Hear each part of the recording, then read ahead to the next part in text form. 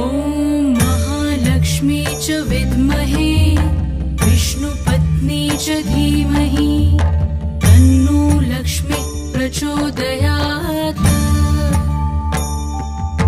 ॐ महालक्ष्मी च विद्महे विष्णुपत्नी च धीमहि तन्नो लक्ष्मी प्रचोदयात्।